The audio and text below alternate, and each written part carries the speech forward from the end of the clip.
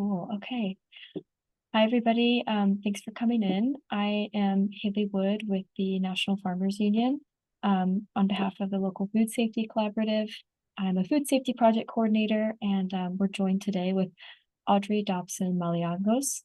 And we're talking to Virginia Food Works. They are a nonprofit organization dedicated to helping food producers bring in products from recipe to retail. They offer what's called contract packing or co-packing services, which helps everybody from farmers to producers and food entrepreneurs to scale up their production.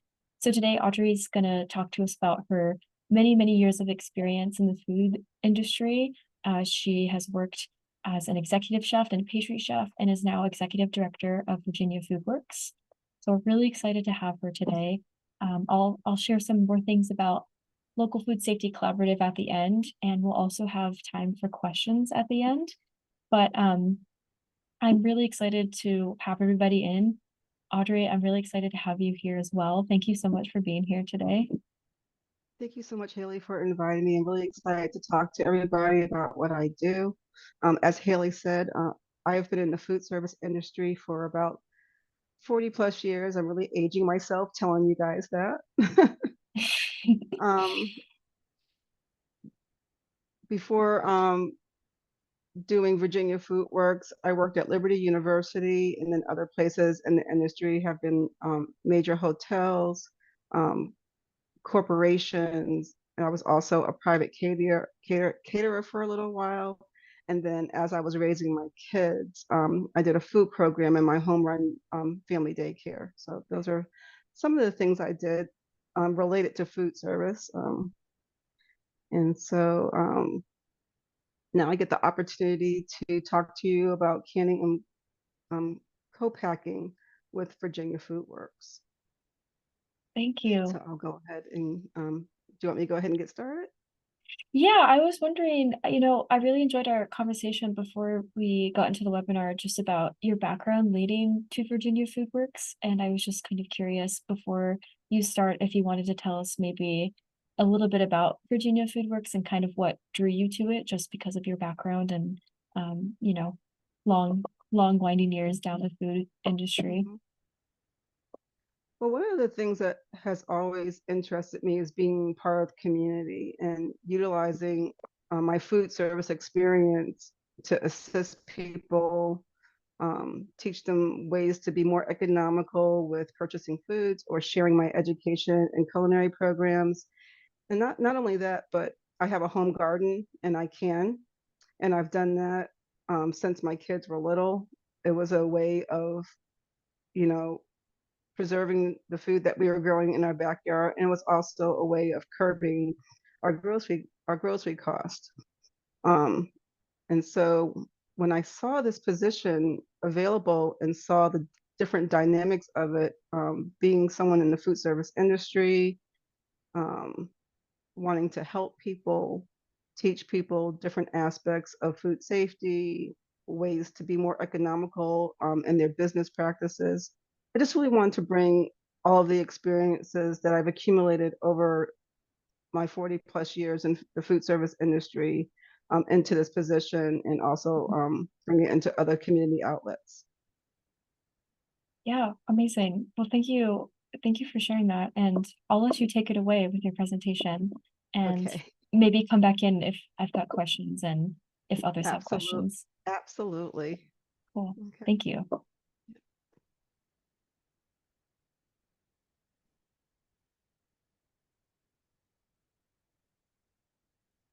Mhm. Okay. So I work for Virginia Food Works, and the vision of Virginia Food Works is to connect producers and consumers in our local food system. Is the screen up, Haley? Is the screen share up? Yes, it is. Yep. Okay, thank you.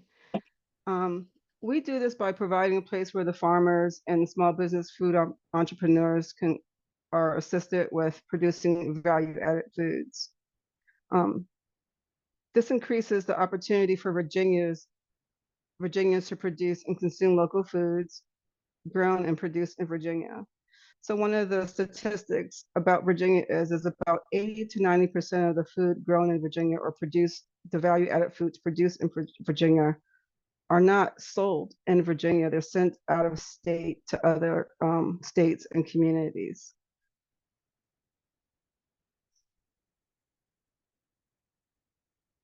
Our mission is to guide food producers in taking their products from recipe to retail. Virginia Food Works assists producers in making value-added foods through recipe testing. So if a client has a recipe, we take that recipe and we bring it into our facility, analyze it, see what it would take to upscale their recipe. When you do a small recipe at home, it'll change in its quality, its water content, or its taste profile as you scale up into from like maybe a 40-ounce batch to a 60-gallon batch. So what we do is we scale anywhere from 5 to 10 gallons of their recipe, see what the flavor profile is going to be, what water content might be, evaporation rates, determine how many jars based upon the type of jar that they're filling their product with, how much they'll get from that recipe. So we do this testing ahead of time. Clients are also utilizing our organization as an educational support and for co-packing services, understanding food safety regulations, and the whole purpose of value-added food processing. So that's our mission. Audrey, could you say a little bit about what contract packing is? After I, discovered a Virginia Food Works, I actually wasn't familiar with that term. So I was just wondering if you could explain kind of what it is. Okay. So co-packing or contract packing is when a food producer wants to scale up, but they don't have the ability or the resources or a facility that has the equipment at the volume in which they want to produce. So an entity such as myself has a facility, the equipment for that person to contract with us to produce their food product on a larger scale, do it according to the regulations and health guidelines and safety protocols for working in a commercialized facility. Thank you so much. Mhm. So a little bit of history about Virginia Food Works. So our founder, Allison Hill, was a mom raising her kids, and she was making jams at home. After a while, she was going to farmers markets and selling her jams and realized how popular the jam business was. So she wanted to upscale. So she found Prince Edward County's cannery here in Farmville, Virginia. As a mom, she wanted to eat more local, support small businesses, and utilize more value-added foods produced here in Virginia. But she realized that there weren't many of these foods on the market. While she was canning her products at the cannery, there was this organization called Virginia Food Works, and her company was originally called Homegrown Virginia. But learning about co-packing, she eventually purchased Virginia Food Works and extended out the business into assisting not just the farmers turning their produce into value-added foods, but also helping smaller food producers who couldn't afford to go to a bigger processing company, which required exorbitant amounts of financial commitment. So she reached out to these smaller producers and introduced them to the smaller co-packing environment. You can read more about her story at the link below, the Virginia Farmers Revive Public Cannery. It's a really good story, a good read. So, and if you need that link later on, we can come back to it so you guys can write it down.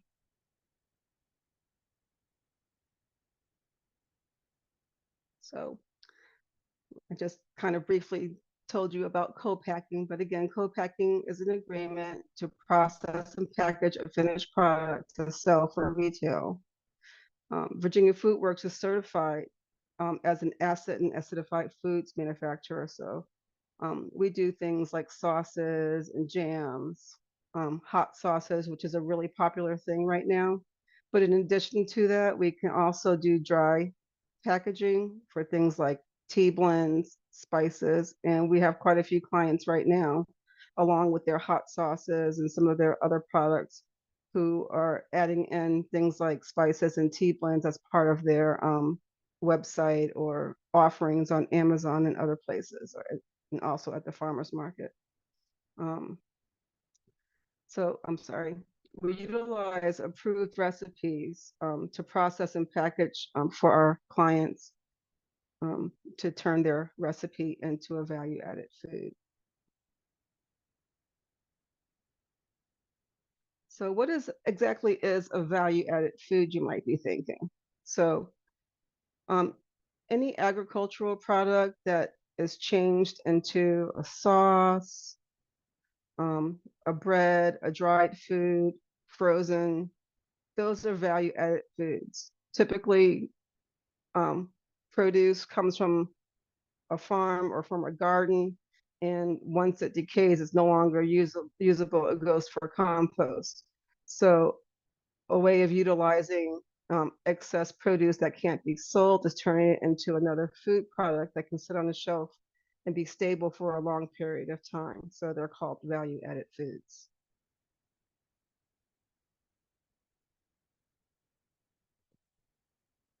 So you may have noticed different trends since the COVID-19 epidemic. More people are educating themselves on what's being put into their foods.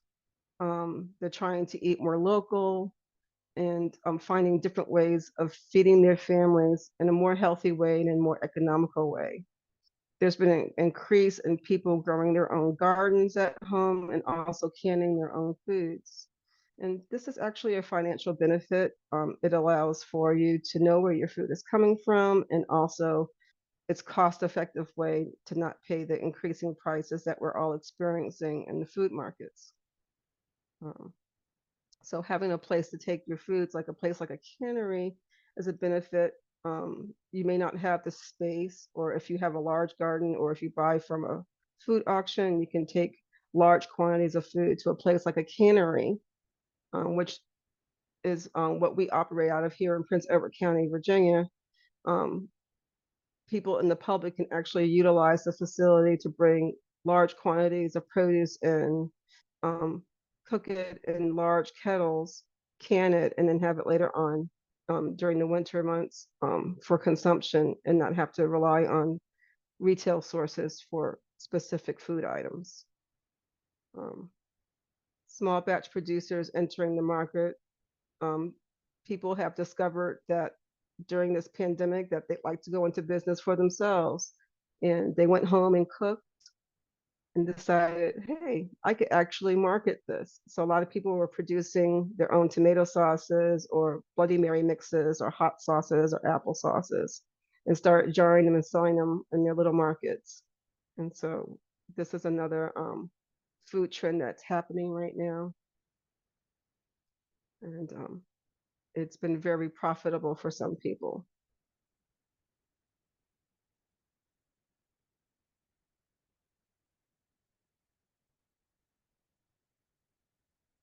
Okay, there we go.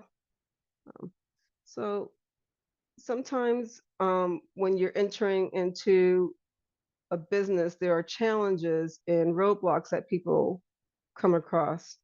One thing with the co-packing and food processing business is understanding what the FDA regulations are for packaging and selling foods. These regulations are pretty much the same throughout all of the states. Each state may have their own regulations, but the federal regulations are pretty consistent.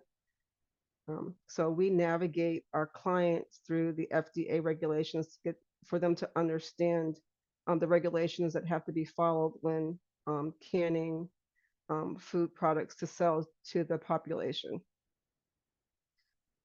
One of the other things I encourage people, which is a difficulty, is developing a business plan, understanding what your goals are, what the cost will be, laying out um, an attainable plan for developing your business name, a budget, what your needs will be as far as labor, what your product is going to be.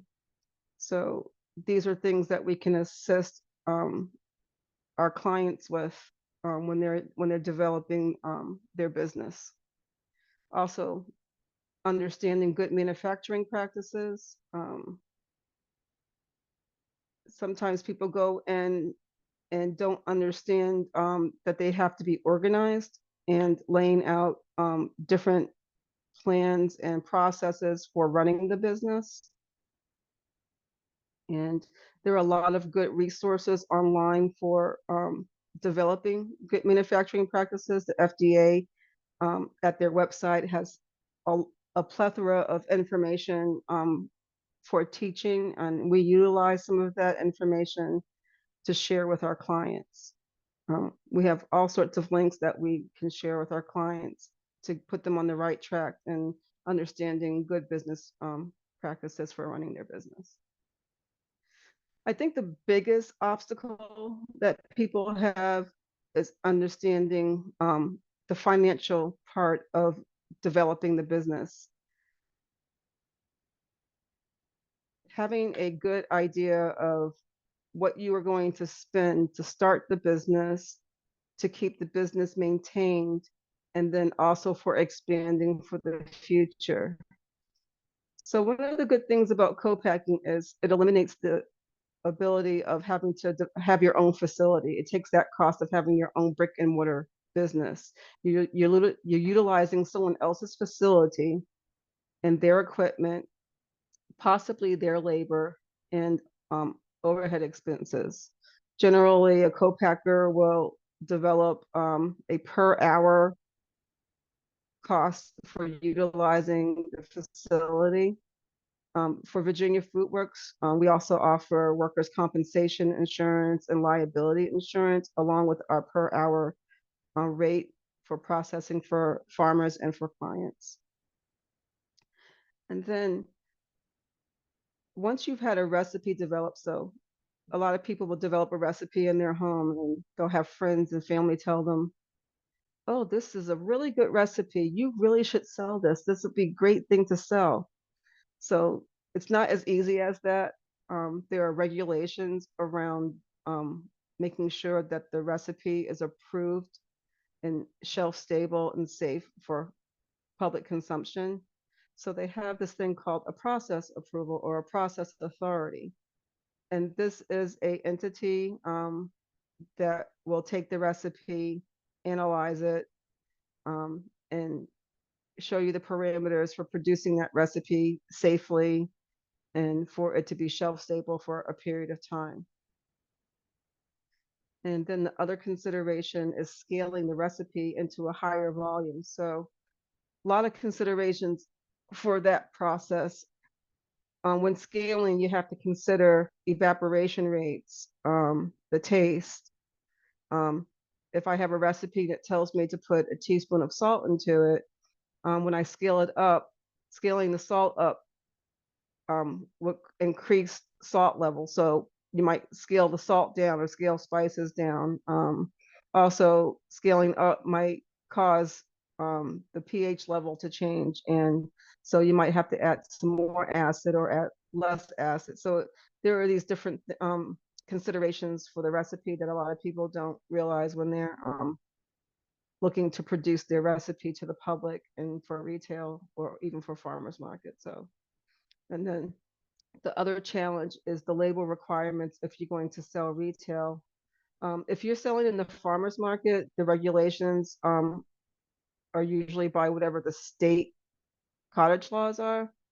But if you're selling in a retail store, there are specific labeling requirements that have to be followed as far as like nutrition.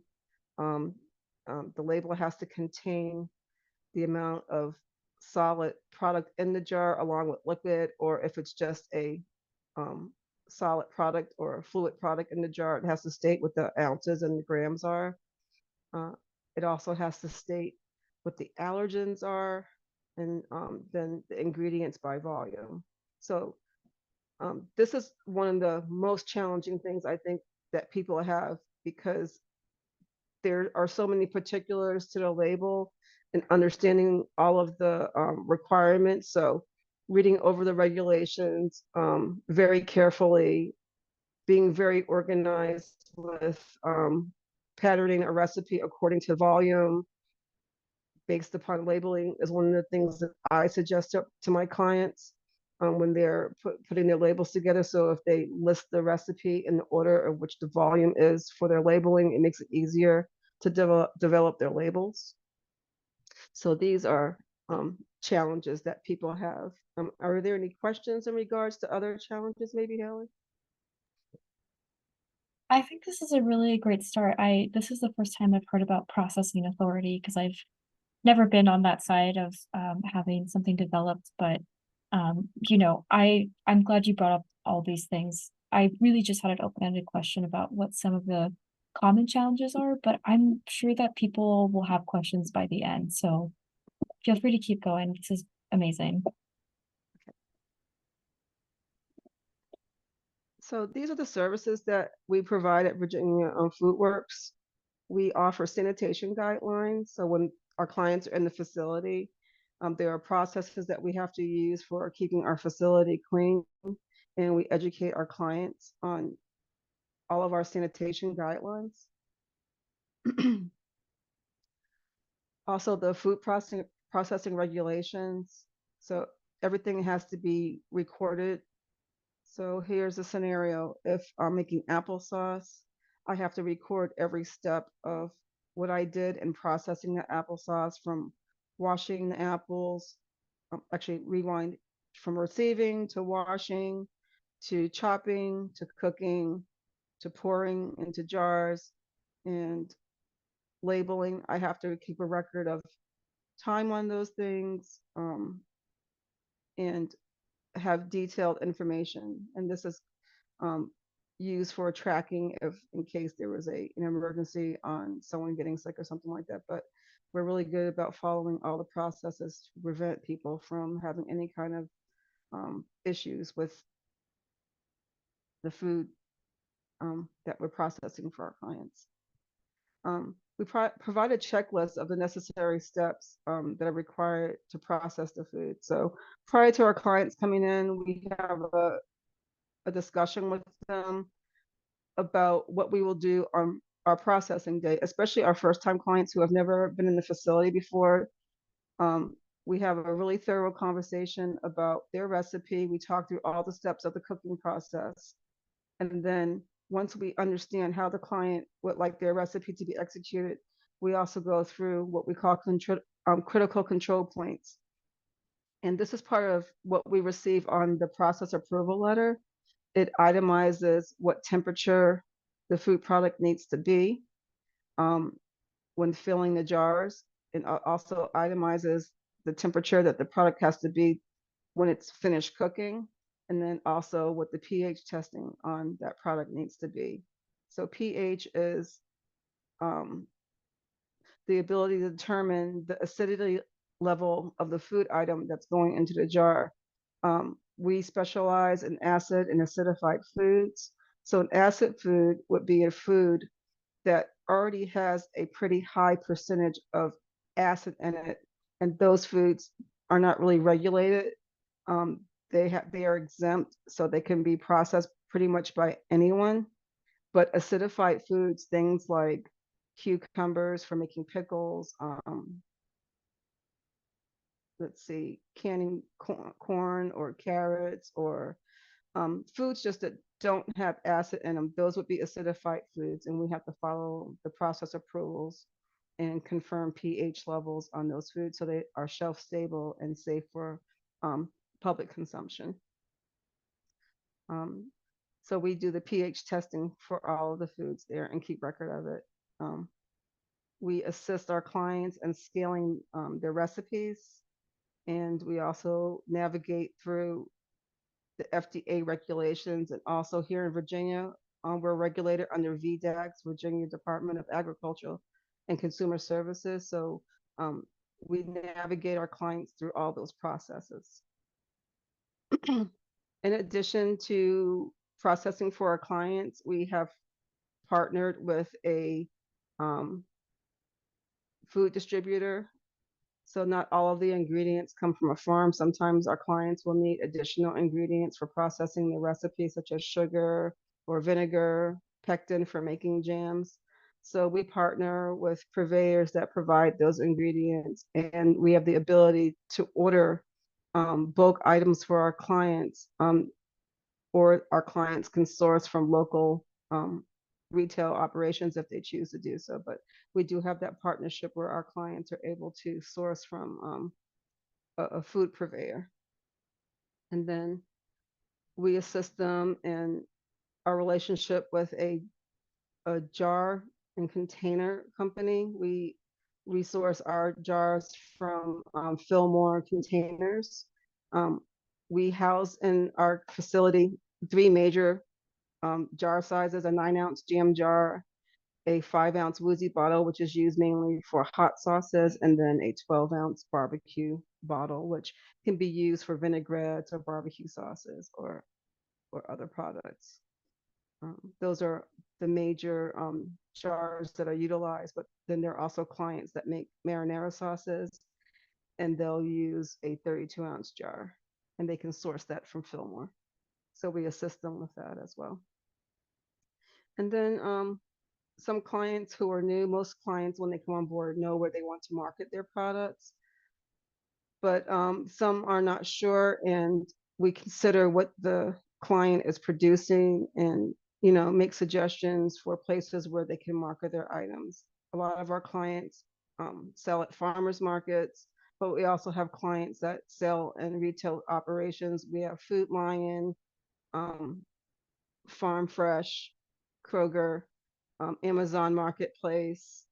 They even have their own websites.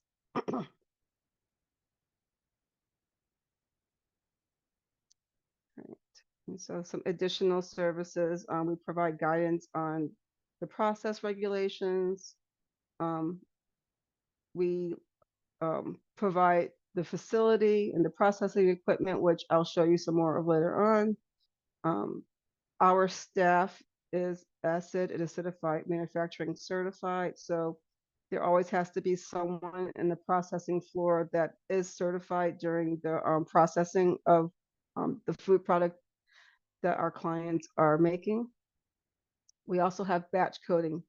Batch coding consists of providing a date and a way of tracking an item if someone were to get sick off of something. So you may have heard of a recall.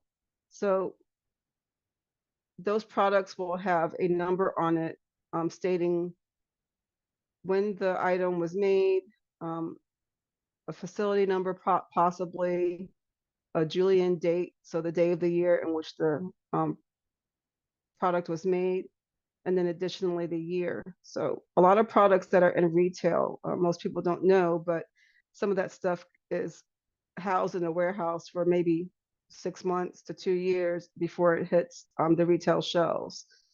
So sometimes that's why it takes so long for something to be recalled, because you don't know that there's an issue with it until quite some time after which the product has been produced. So this is another reason why we're required to keep really good records of the process. So when someone needs to investigate why someone may or may not have gotten sick, or why a foreign object may have gotten into a food product, they can trace this product back to where it was made, when it was made, and then research the records to do an investigation of how something may or may not have happened, and make sure that the proper protocols, critical control points, and procedures were absolutely followed. And then if there was a mistake made, they make corrections on it. That facility makes corrections on it and does a corrective action, and then the regulating agency will come and confirm that corrections have been made so they can continue proceeding. um, with their ability to produce. So, as I said earlier, we provide jars for our clients to be able to purchase, or the client can purchase directly from Fillmore containers on their own. And so, those are the services that we provide in addition to co-packing.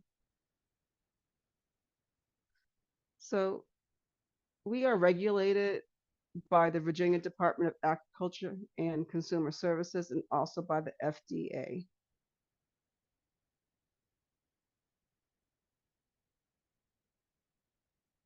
So I talked to you a little bit earlier about pH. So again, for food to be shelf stable, it has to be at a pH of 4.6 or below.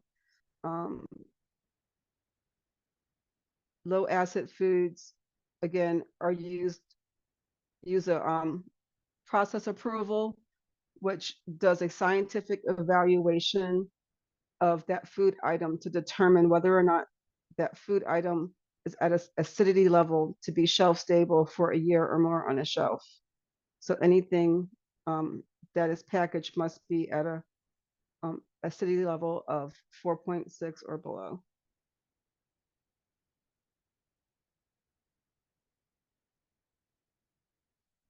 So in our environment, our client can decide if they want to come and process their product entirely on their own and just rent the facility, or they have the option of coming in, doing a test batch, um, deciding the parameters of where the recipe's taste profile, consistency is, and then completely turn over the recipe to us to produce entirely independently of the client being there. So there's those two options. They can come in and do it themselves under our supervision, or we can completely take over the processing of their recipe entirely ourselves and just charge them according. So our rates are based upon these two parameters.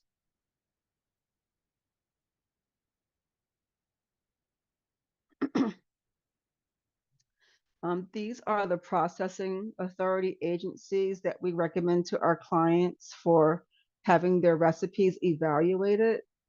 Here in Virginia, I recommend Virginia Tech. I think that they're very thorough and give a very clear and precise evaluation of the client's recipes, along with the regulations and the requirements for labeling. They're really thorough. It's about a 12-page evaluation. So in Virginia, I highly recommend Virginia Tech, but we also send people to Cornell as well as North Carolina State for receiving a process authority letter or a process approval letter for their recipes.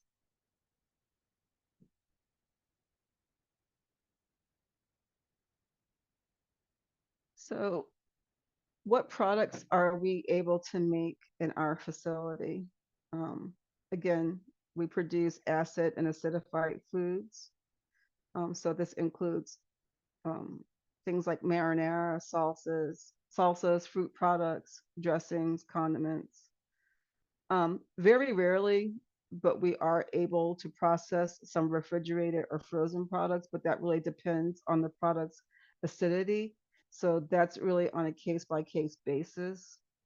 And then in addition to those products, we do dry herbal blends and tea mixes for our clients.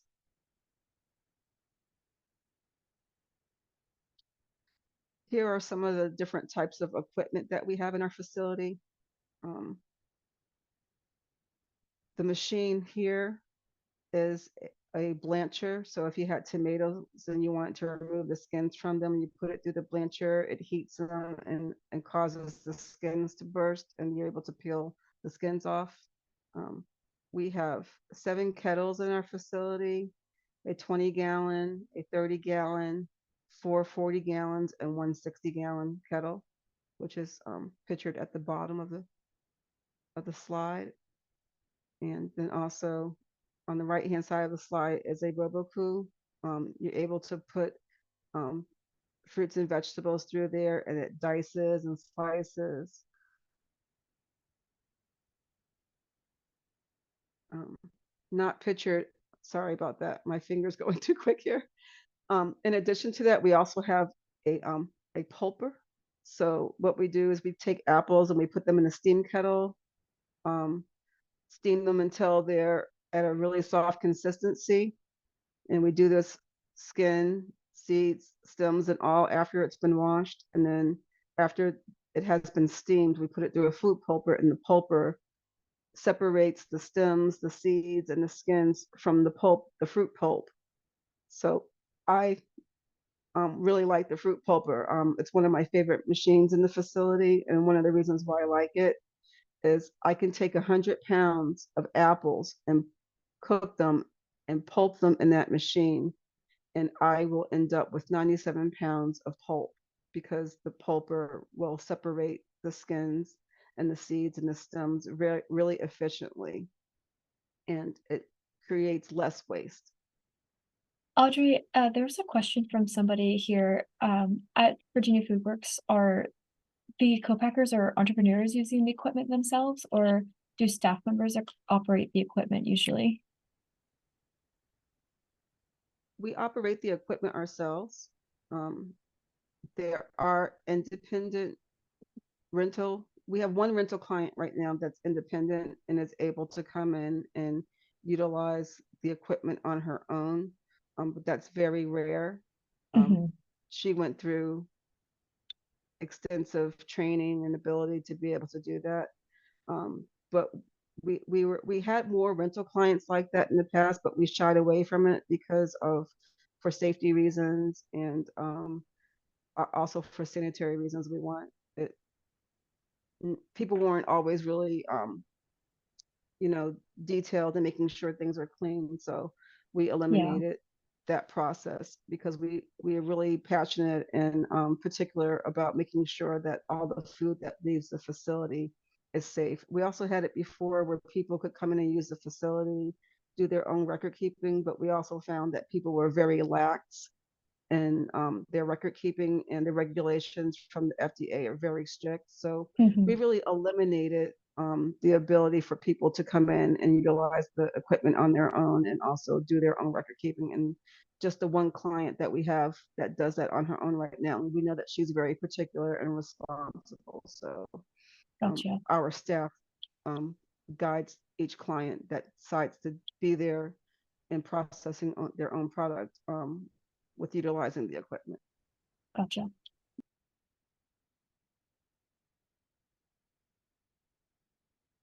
And I apologize, guys, because I have just recently gotten over the flu, so my voice is kind of choppy right now, and I can feel myself getting stuffier as the day's going on. So bear with me. um, So a lot of people that come into the facility, especially farmers, don't have their own recipes and don't want the expense of having their recipes analyzed. So we have our own process approved recipes in our catalog, and our clients can definitely come on board utilizing the recipes under our umbrella to process their excess harvest, or if somebody um, is a small entrepreneur and they don't have a recipe, they certainly can use our recipes. We have people sign a non-disclosure agreement, and they come in, they test it out, and use that particular recipe um, to sell in the market. And this is something that's done in major companies as well. You have huge producers, like a lot of the store brands are produced by major producers, like mayonnaise and ketchup, and they just put the store brand name on those items. So it's essentially the same thing, just on a smaller scale.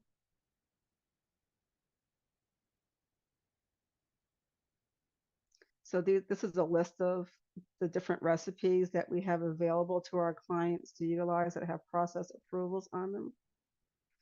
So I'll just give you a few seconds to look at that and then move on to the next slide. Any questions in the meantime? Yeah, there's some questions about clients and do you only work with folks in Virginia? Oh, really good question. So Our primary focus is on farmers and clients in Virginia. They take precedent, but we also have clients from North Carolina, Maryland, Washington, D.C. So Mhm. we do take out of state clients. We also And want to make sure that if they're traveling from out of state, that it's feasible for them. So I think the furthest client that we have right now drives 4 hours to the facility. mm, But when they book with us, they make it worthwhile for them to come there. So they're usually there for a 2 day production and they're producing four of their sauces to take and store in their facility. So we make sure it's yeah. financially feasible for them to spend that time and that and come that distance to have their their their food product processed. And about how many clients does Virginia Food Works have and employees? So currently there's about 150 clients that we have, and majority of our clients will come and produce a specific amount, um, anywhere from 5 to 800 jars. These are small producers, and they'll sell on their website, and that usually will sustain them for a period of months. We have ongoing clients who come and produce with us maybe once a month, making about 800 jars because they sell on Amazon Marketplace. So majority of the clients that we have usually come once or twice a year, um, to stock themselves, which is the best financial way of doing it. If somebody came and only made 200 jars, it really wouldn't be financially feasible for them. But the more jars that you're making, the more financially feasible it is to sell in the marketplace. And then we still have clients who reach out to us.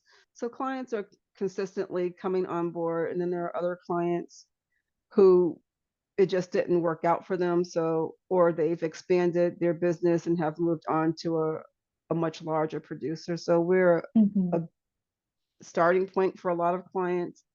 And there's this one guy who was making Bloody Mary mix, and every time he came in, he would filled up every single kettle in the facility to make his Bloody Mary mix, and realized that he had trouble keeping up with it. So he moved on to a bigger producer. Mm, And at a certain point, that's what's necessary when the food item that they're producing becomes very popular. So, gotcha. Thank you. all right. So value added products, you know, we're looking at what it may cost a person to produce a jar. So I had this scenario the other day. I had a client coming in to want to make pickled beets.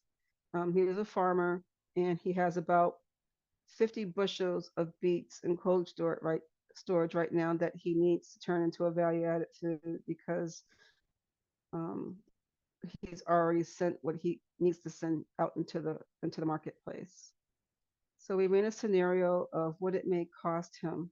So things to consider before coming into the facility is, what exactly did that product cost you before you came into the facility?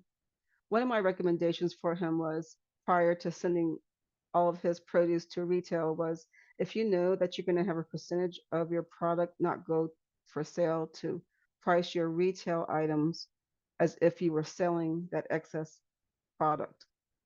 And that, so essentially you're coming in and processing something that would get composted little to no cost, because you're getting your cost out of what you've already sold. Then you have to consider the cost of additional ingredients for processing your product, and the hourly rate that you will be paying to utilize a co-packer. We looked at all of those parameters and decided that it would cost him about 91 cents per jar, just for the co-packing services, and then probably like another $1.15 for purchasing the jar, and then probably like another 50 cents to $1 for any additional ingredients that were needed. So anywhere between 250 and 350 a jar for a 32-ounce jar of pickled beets. So that was a scenario that we ran the other day for a, a client looking to pickle some beets. So these are the things that we help the client consider prior to co-packing. And then the other additional costs would be like the cost of the label, and then the cost of marketing the product.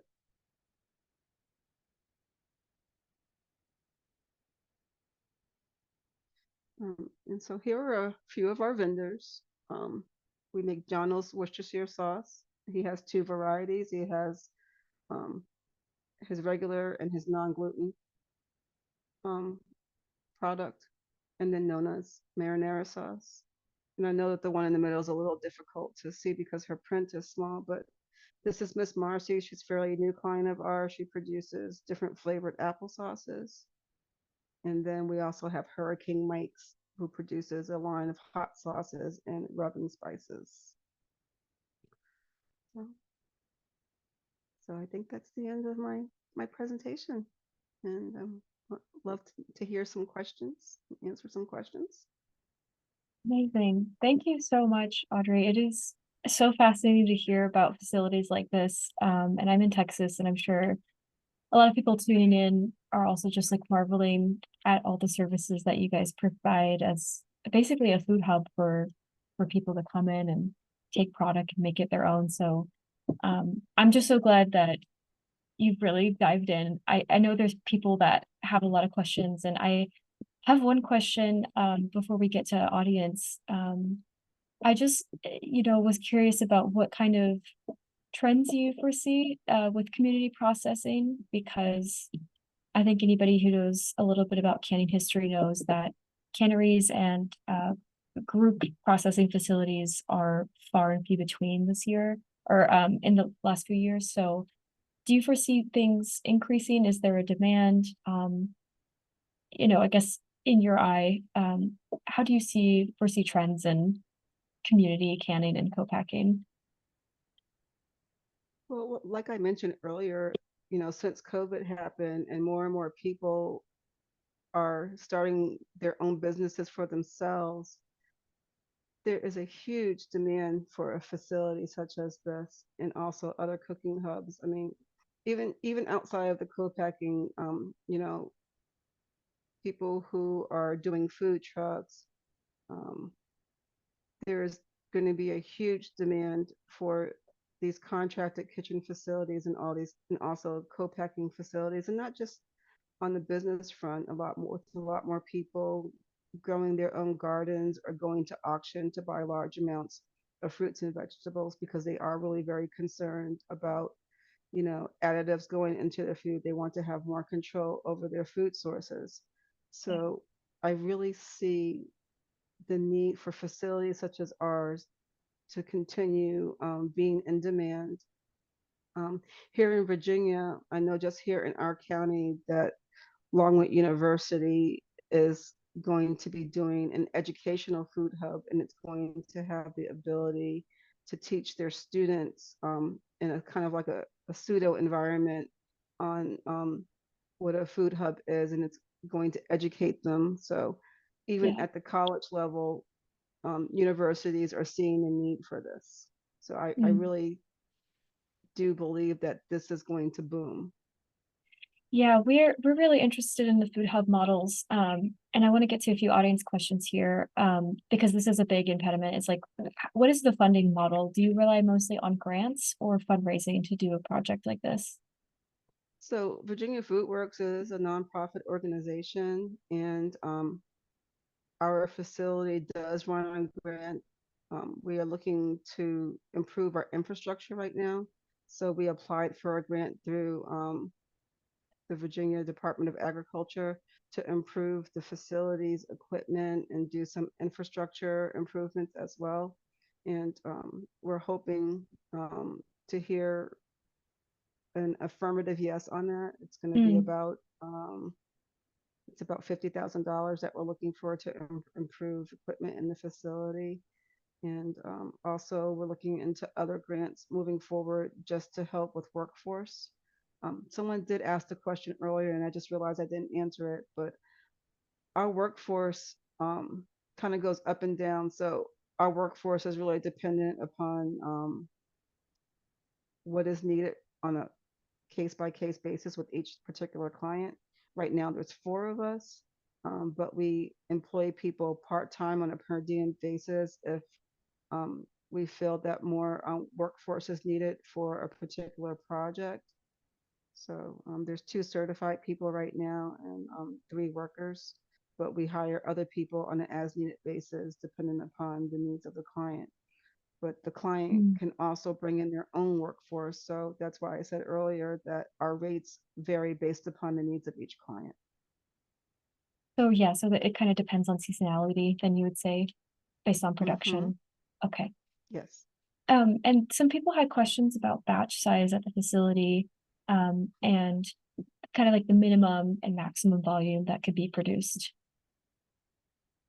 Well, the minimum volume that can be produced is 20 gallons, and that again is on a case by case basis too, because everyone's producing something in a different way. So I have a client that might be doing a lavender syrup and may only need to produce 20 or 30 gallons, but it's pouring their item into 2 ounce bottles versus someone who is producing a marinara sauce and it's going into a 24 or 32 ounce jar, and that might require, two or three kettles at 60, 40, and 40 gallons. So everything Mhm. is definitely on a case by case basis. So we look at the needs of the client, look at how many bottles that they're interested in producing, and then scale up based on that.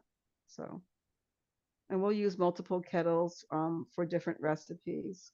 Sometimes I have clients who'll come in that want to do 4 20-gallon recipes. And so depending upon how much labor is going into that recipe, so if we have to process a lot of vegetables, that could be a 2 or 3 day process. So it just Mhm. really does depend on the individual needs of each client, what they're producing, what size jars they're using, and the type of ingredients that they're going to be using. Gotcha. Something you mentioned too about the production in Virginia Food Works, or about value added food, is that a lot of value added production is sold out of state to communities. So Mm-hmm. someone had a question about, it is the processed, products, are they still local if it goes, from maybe like a state like North Carolina to a place like Virginia Food Works and back? Like, would that still be considered a locally processed food? I guess that's kind of a, yeah, a terminology question. Oh, we have a client that brings produce from the state of North Carolina, produces it in the facility, and then takes it back to um, North Carolina for being processed. The food item originated in North Carolina, so that person can technically say that they are a local food producer. It doesn't really matter where the location of the facility is. Mm. Um, and the same vice versa for Virginia. Um, but we do try to focus on, which is part of our primary mission and vision, is to focus mainly on Virginia farms and keeping things local to Virginia that come from Virginia. I hope I'm Definitely. answering that. Yeah, I think they were just curious about how it works for people who, have something in their state. They come to a state like that has something like Virginia Food Works, and then they bring it back. I think that answers it pretty well. Mm-hmm. And how far in advance do most clients schedule time in the cannery? Do you guys have a waiting list usually? Um, there is a time process. So a new client coming on board, depending upon whether or not, if they're utilizing their own recipe and they haven't had a process approval and they don't want to start off with our recipe, but they want to use their own, um, there is a timeline on that. And I don't have control over that. That's typically them submitting their application, a sample of their recipe, and the recipe to the process authority.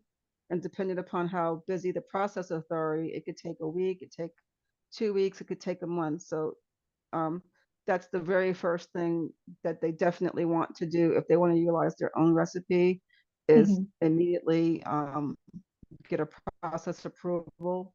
And I recommend that if you have multiple recipes that you want to take to market, do that in all one application. Most process authorities will analyze all the recipes and give a process approval in bulk. But if you don't absolutely know that each recipe is what you want to market yet, and you're still testing other recipes out, go ahead and submit for the recipe that you're ready to get started with. It's better to start somewhere than just be sitting on all recipes at the same time. Mm, Um, yeah. and I think that's it. Yeah. Okay, great. I've got one last question for you. If there's anything you'd like to plug for Virginia Food Works or ways people can stay in touch, is this email and website the best way for folks to do that?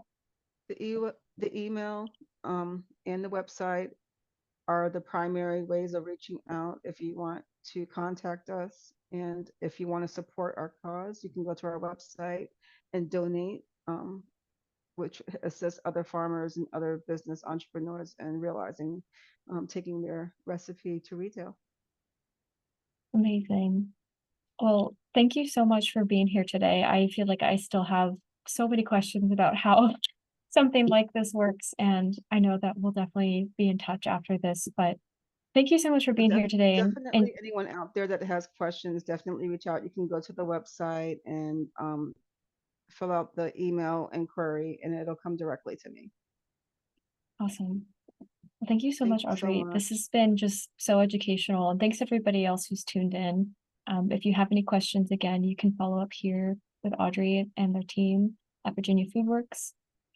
This will be available too if you, obviously people who aren't here, but we'll have this up for rewatching on our YouTube as well. So I'll go ahead and stop it here.